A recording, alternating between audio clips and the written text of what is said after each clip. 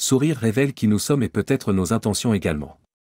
Certains sourires reflètent l'innocence, et d'autres reflètent l'envie ou l'ironie. Ainsi, parler de sourire doit nous rappeler de nous référer au bouddhisme. En d'autres termes, le sourire du Bouddha, que reflète-t-il d'autre que l'amour, l'espoir et la liberté d'expression basée sur une vaste véritable connaissance des choses? De plus, il reflète la compassion, le bonheur et la sagesse.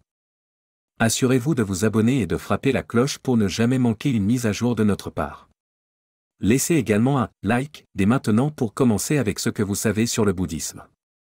Pour être précis, c'est bien au-delà d'enseigner aux gens, c'est une pratique quotidienne affichée par le Dharma. Le Dharma fait partie intégrante des 3 trésors ou joyaux du bouddhisme. Ces joyaux ou trésors consistent en le Bouddha, connu sous le nom d'éveillé, le Dharma, connu sous le nom de l'ensemble des enseignements, et la Sangha, connu sous le nom de la communauté.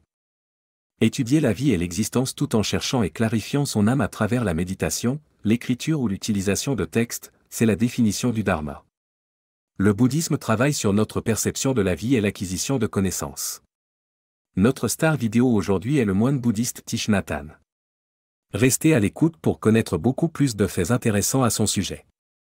Thich Nhat Hanh, né au Cambodge, était un maître bouddhiste sacré et dévot dans la province centrale de la Pyrie.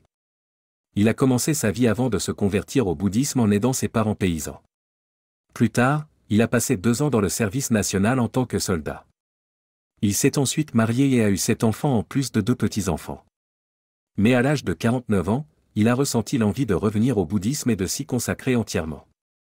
De plus, il est devenu le disciple d'un maître au Wat Kran Kof à Faste 9.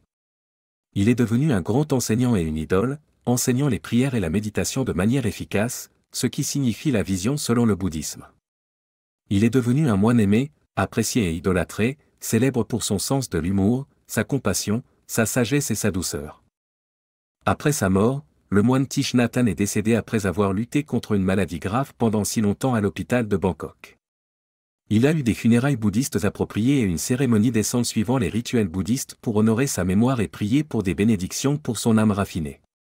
À l'anniversaire de sa mort, le corps du moine a été sorti à nouveau pour compléter leur processus, basé sur la croyance en la réincarnation après la mort.